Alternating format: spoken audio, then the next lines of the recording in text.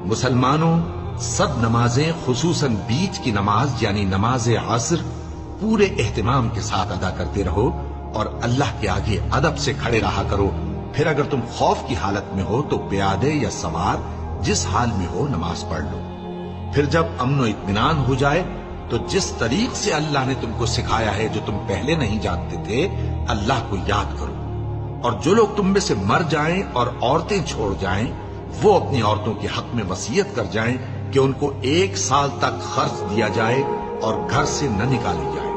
ہاں اگر وہ خود گھر سے چلی جائیں اور اپنے حق میں پسندیدہ کام یعنی نکاح کر لیں تو تم پر کچھ گناہ نہیں. اور اللہ زبردست ہے، حکمت والا ہے.